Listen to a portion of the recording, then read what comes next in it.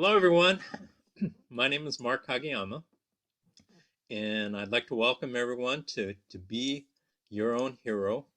I'm a stage 4 cancer patient with prostate, bone, and lung cancer, and I'd like everyone to subscribe to my channel and make a comment and post a like and put on the notifications as well. And so I am so happy to be here. Uh, I'm happy to be here every day. And I'm doing fantastic, and I hope everyone is doing very, very well despite all the craziness we have in our world. And we can, talk about a little bit about that later. But at this time, it's my tremendous honor to introduce to you an incredible gentleman. His name is Josh Tehan, and he's got an amazing, amazing story that I am so happy to share with everyone. So at this time, I'd like to introduce Josh and have him tell a little bit about his absolutely incredible story, which I first heard about on Tim Stone and Kara Oker's Showing Up Perspectives on Cancer. And I said, man, I've got to get that guy on my channel. So we are fortunate and blessed enough to have Josh, and he was nice enough to be willing to come on. So at this time, I'd like to introduce to you Josh Tehan. Josh? Appreciate it, Mark. It was definitely a pleasure meeting with you, and first of all, having the opportunity to be able to speak with Tim and I think her name was Kara, correct?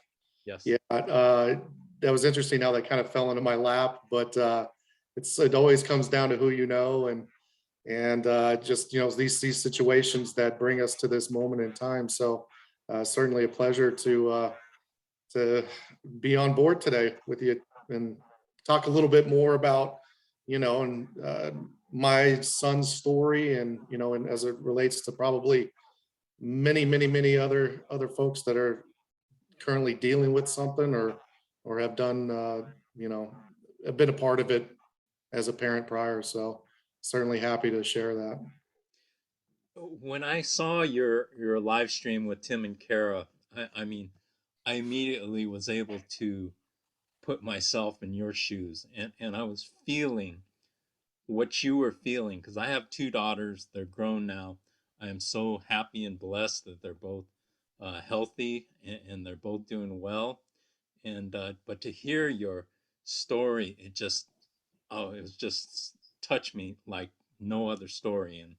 And on this channel, we've had doctors and nurses and cancer survivors and cancer patients and hypnotherapists and all sorts of different people, but we've never had a parent who's had a child that has cancer. And so I am so excited that you're here and you're willing to share this amazing, amazing story. So yeah, if you want to start at the beginning and tell us a little bit about how this story with your son happened. Yeah, certainly. Well, before I get into the story, my son is now a healthy 16-year-old sophomore in high school. So, it's been a ride to say the least, and certainly happy with I can lack of anything that's higher, and I could certainly say bigger words, but happy just doesn't cut it. But I'm definitely happy to see where he's at today and who he is today. So, uh, you know, as you know from some of the story that I shared the last time I spoke with some other folks, my son, it started when he was just at the beginning of being 3 years old. He started experiencing lower back pain, and he would complain about it. He'd become motionless for a little while. um didn't think too much of it. I'm kind of a tall guy myself, so uh you know really chalked it up to being possible growing pains, which, if anyone out there is familiar with it, it can be quite painful at times. So took him to the doctor. Physician kind of looked him over and said, give him some Tylenol. It's just growing pains. He'll get through it. And that's fine. I think a month or so had gone by, and we were in the middle of wrestling like a father and son typically do. And he had, in the middle of us wrestling, he had pretty much dropped to his knees and got on the couch in a fetal position and just kept saying, "Daddy, my butt hurts. Daddy, my butt hurts." So I took his temperature, and it was quite high.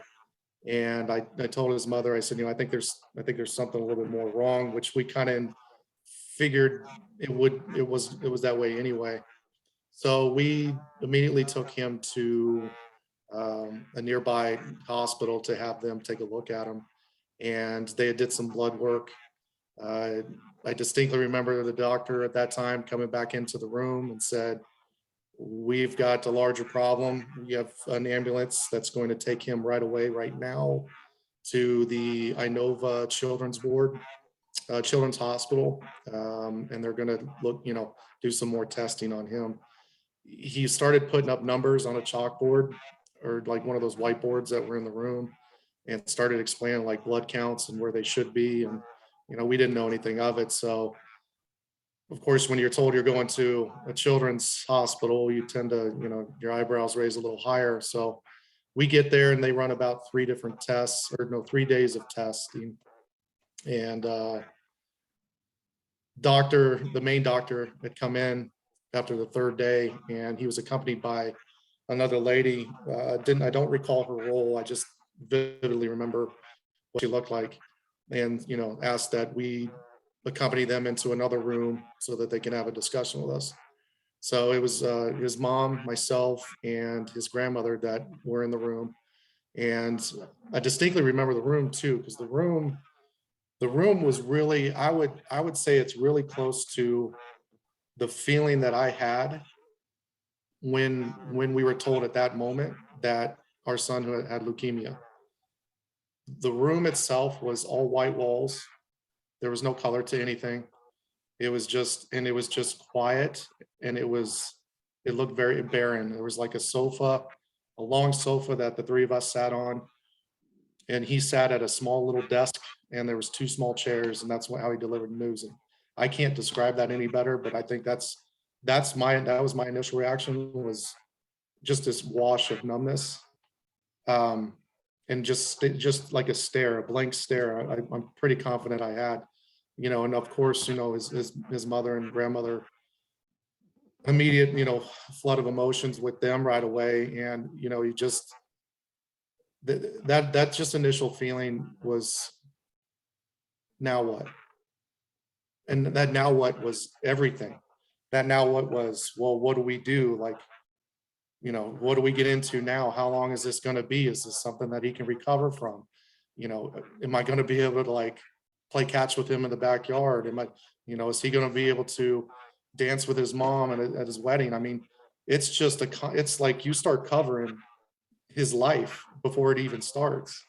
That's what kind of went through my head. So there wasn't much time to think. I mean, he handed over documents right away and said, "I need you to sign on this. This is a specific program that we found that was successful for the type of leukemia he has. So, sign off and we get started today." And it was just literally no thinking.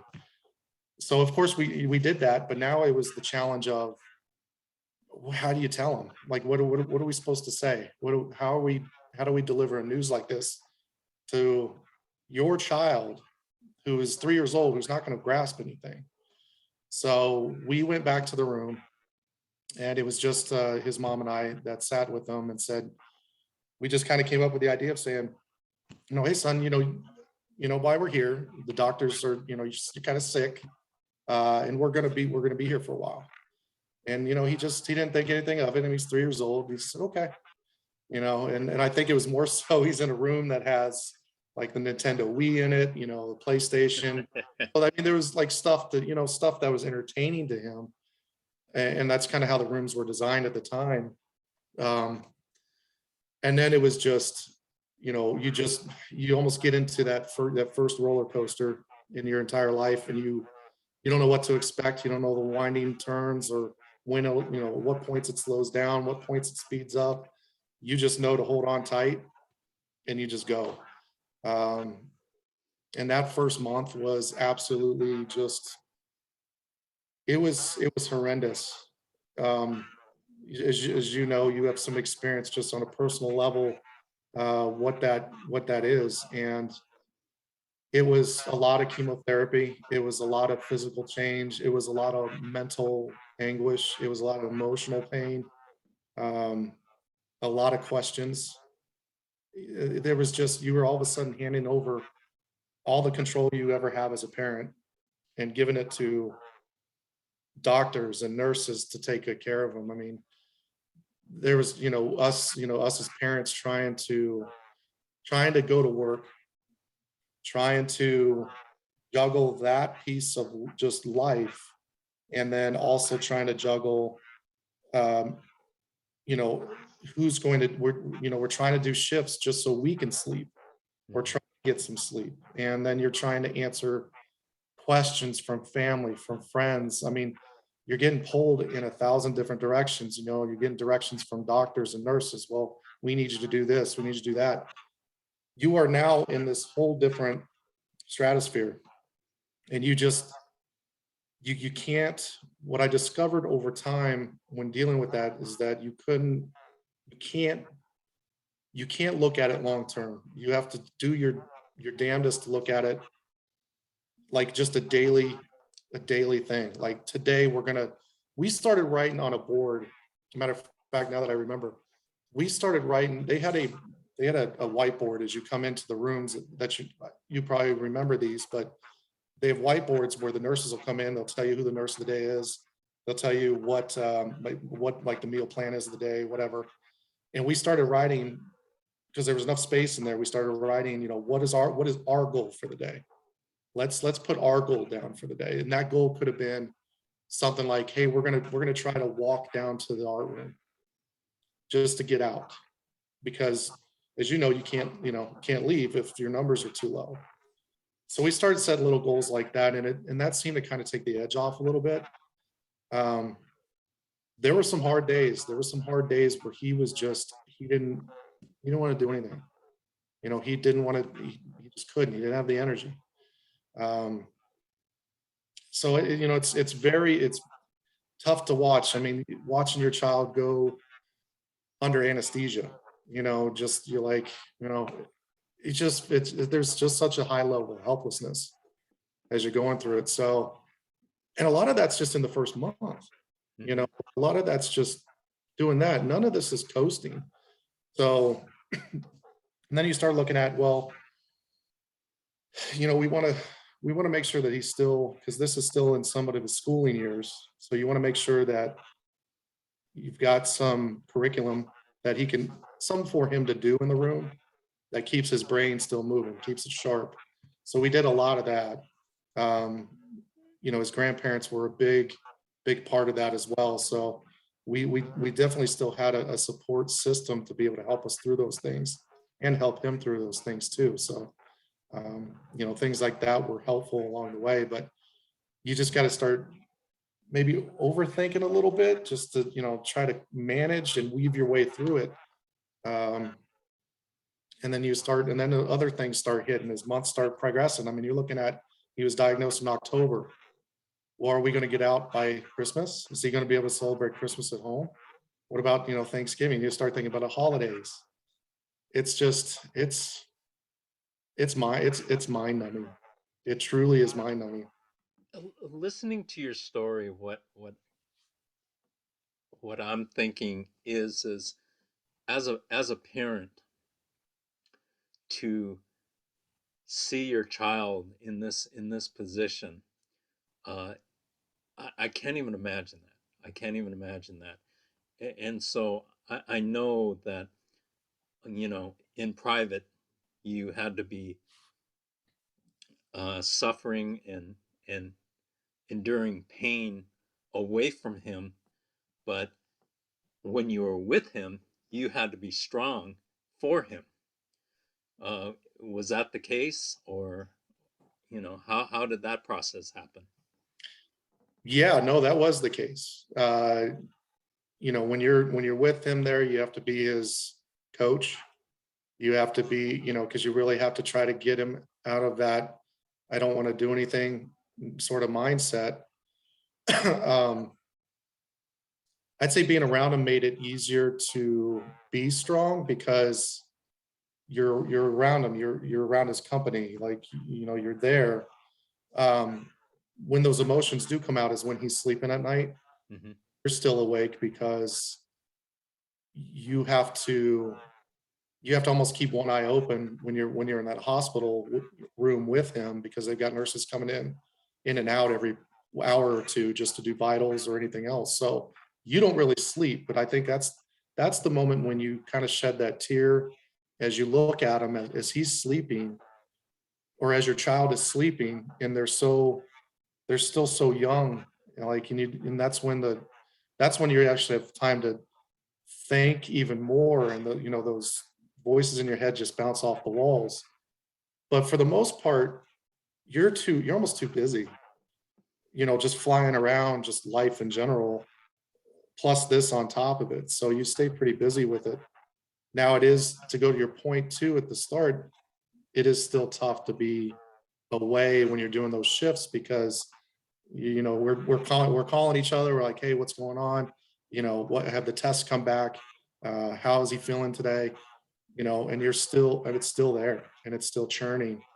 So it's a little bit of everything, but I'd say, like I said, the breakdown moments were at the time when you finally it's kind of quiet, or when you're laying next to him, trying to lay next to him, which when you're 6'6", that doesn't really happen. They don't make hospital couches big enough for me, so I didn't fare very well. His mom, bless her heart, she would she would lay in bed with him, but that wasn't working for me. I couldn't do it. Uh, but it was moments like that when it was um, when you just stare at them and you're like, why? I don't understand any of this. And then you hear, I'll even add more to this now that we're kind of talking more about it. But you hear in the middle of the night or even during the day other kids screaming because they're getting poked or something's going on in their room, and you really go, I don't get why they end up with this. None of these kids, or anyone for that matter, deserves this. It's just a horrific thing, and they get years shaved off their lives because of this. Some of which may be the important parts of their lives. So again, these are things that creep in your head as you just sit there and you start to think a lot when there's finally when the when the noise inside your head kind of stops for a little bit. What impressed me about everything that I've heard from you is just your positive attitude, and I think that really helped your son tremendously. Is your attitude as parents, and you leading the way, and I think that's part of our responsibility as parents is to lead the way and direct our children in the direction that hopefully is a positive direction. So if you could talk a little bit about your mindset and your attitude, um, and how that related to your son. Oh, well, I think for the most part, he just loved our company there. Just knowing that we were there, just even if it's in the room, if it was just kind of coloring with them or playing video games with them in the room or taking them down to the art room, it was things like that. So there was, as with children, they always need structure, whether they're healthy or not, they still need that structure. So, we wanted to maintain that. I used to have conversations with his grandfather all the time about it, even from like a schooling standpoint. Like, we want to still maintain that level of normalcy with him, so he doesn't. There's no room for slippage. Um,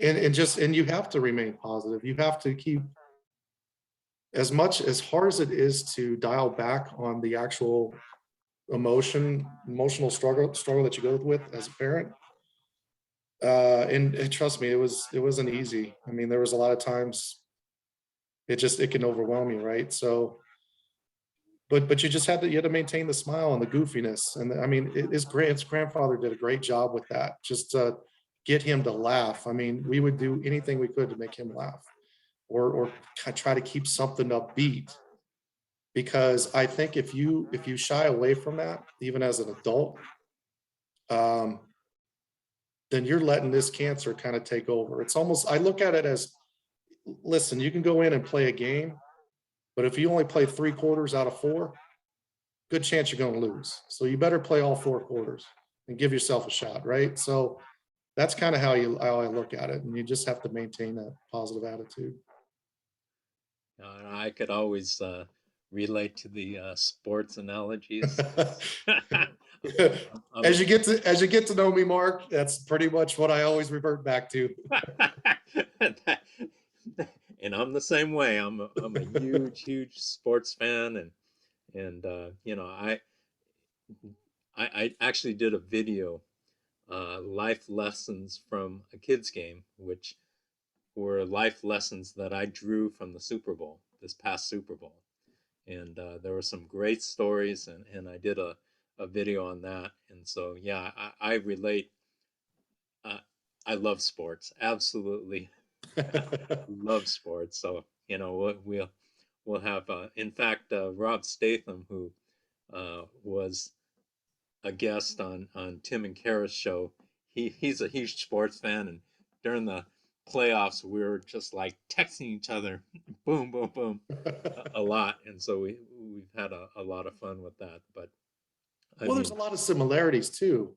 And yes, you know, I've coached, I've used sports now for over 10 years, and I show them right away the similarities between playing a game, playing sports, practicing with life. I mean, there are so many similarities that you can apply it, and whatever sticks and makes you that much of a better person. Man, it just works. It fits. So absolutely, absolutely, I love that.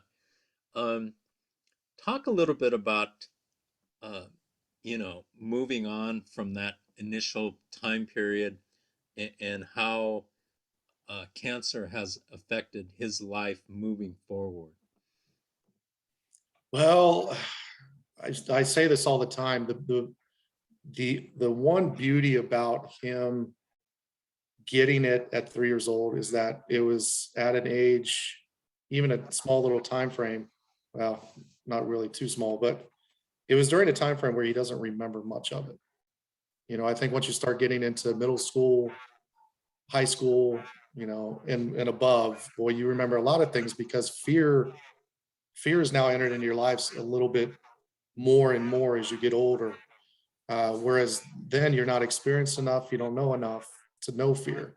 So that has been the beauty of it coming out of it.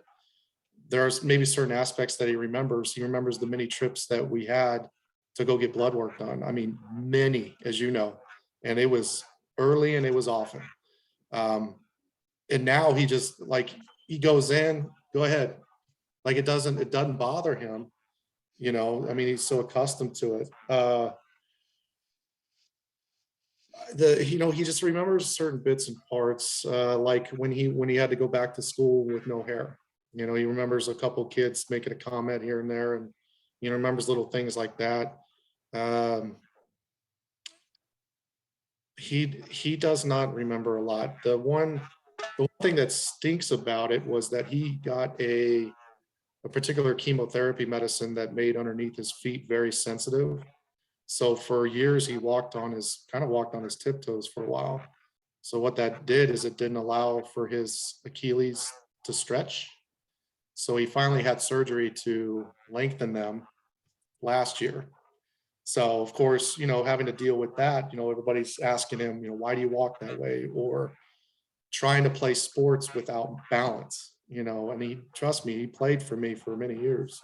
And I try to put him in positions where I thought would be successful for him. I mean, he did pretty good for using less of his, percentage of his legs. So it's those things that he has had to deal with or he can remember, but for the most part, Mark, he can't remember a lot of it, which is really, really good.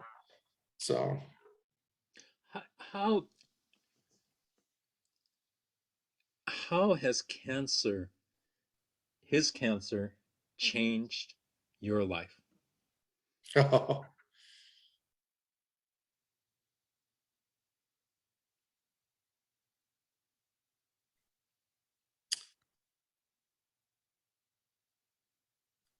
I paused because I'm trying to hold back. Boy, he um,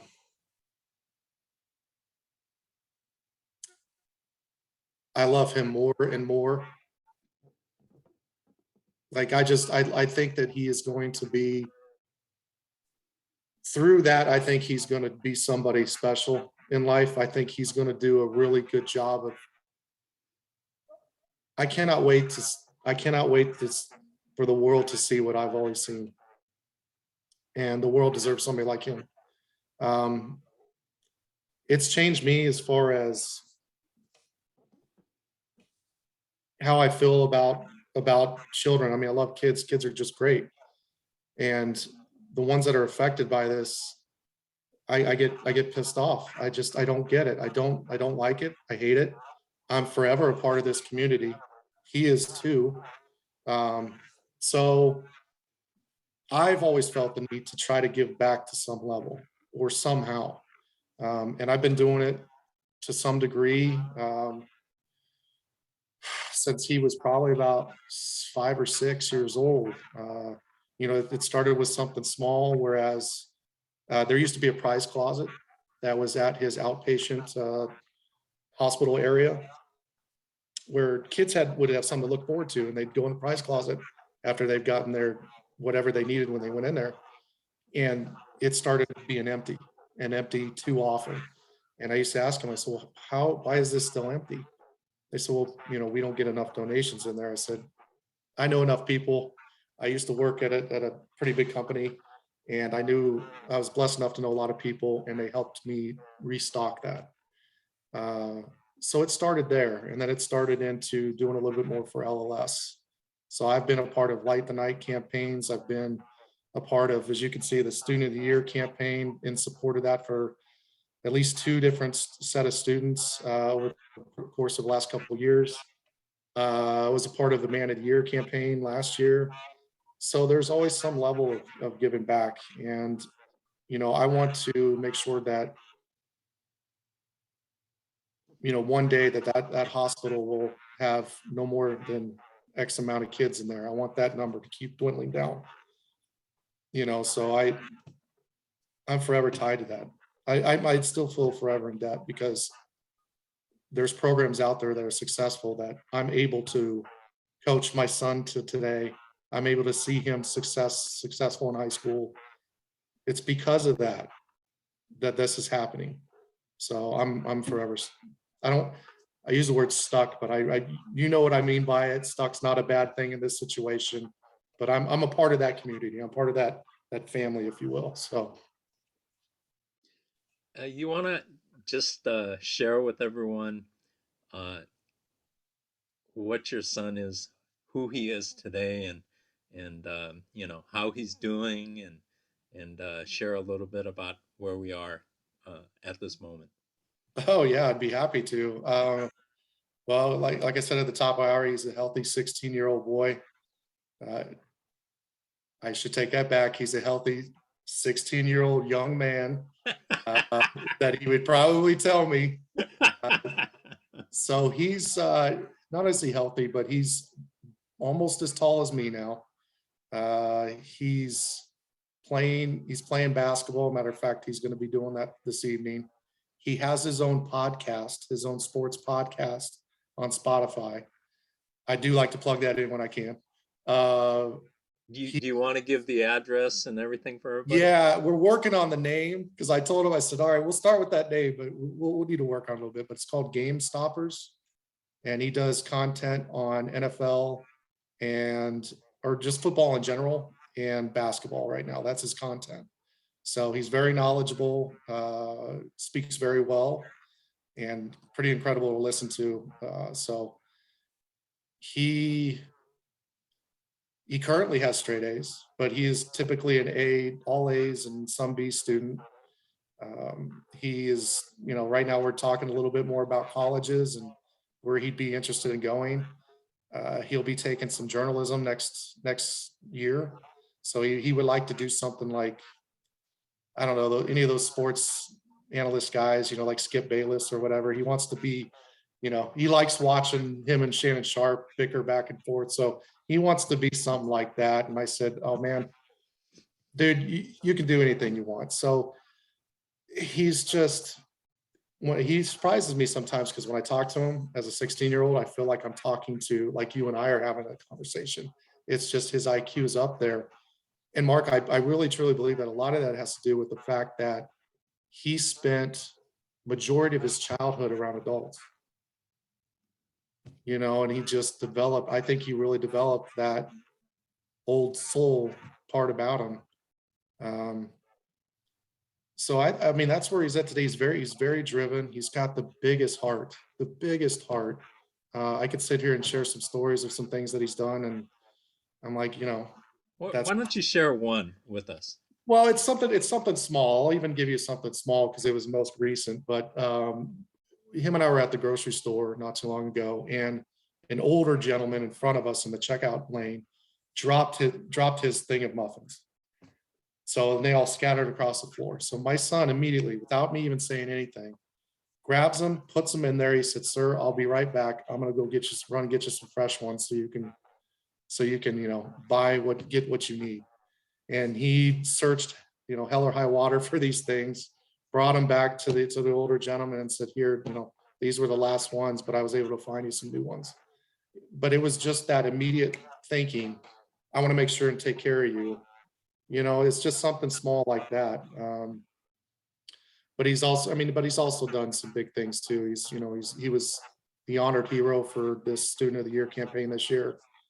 He's done some videos, some things like that. So he finds different ways to try to give to whomever, but he's always thinking about somebody else. So Wow, that's amazing. Absolutely incredible. I am so happy and thrilled to hear about this fine young man.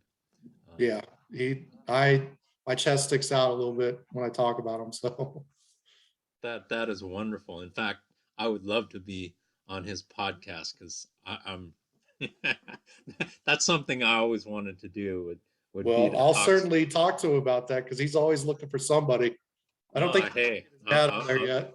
I would love to do that because I could talk, you know, football, basketball, baseball all day long. That Well, he would love to. He would yeah, love.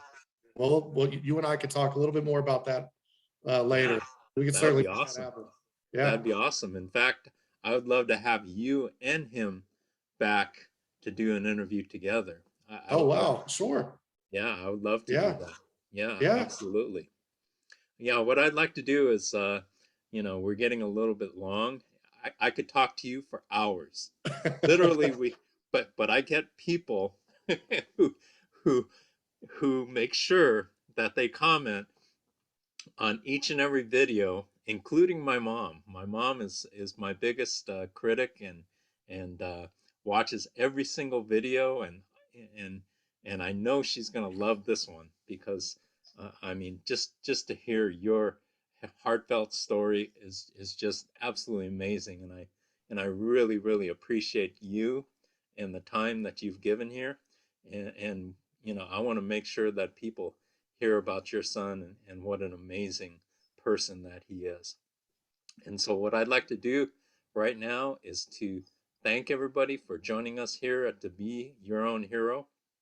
And I want to kind of step back and mention this because I think it's really important in our world today. Hey, everybody, let's pray for the people in Ukraine. And my hat's off to their amazing leader, uh, uh, Vladimir Zelensky, and his tremendous courage and his example to the whole world, and I hope that things work out well over there. I'm not sure if they will, but I pray that they do, and I hope that our leaders do the right thing moving forward. And really, I'm so uh, invested in what's happening over there, and I want a good outcome, as good an outcome as we could possibly ask for. I'd like to thank everybody for joining us here to be your own hero, and I love what you're doing, Josh. It's giving back is incredible, and I always talk about uh, getting people to pull on the same side of the rope, and I know you're one of those people. Uh, I am so intent and I'm so driven to unite people. I want people to come together instead of divide. I want people to respect their fellow human beings and to love their fellow man, because that's the only way that this world will get better. And I am so driven to help make this world a better place for all of us. So, thank you everyone for joining us, and make sure to appreciate your health, appreciate your life, and take advantage of every day, every hour, every minute, and every breath, because it's so important. And thanks again to Josh for sharing his incredible story. I appreciate it beyond belief. And so we'll see you next time. And thank you so much again. Take care.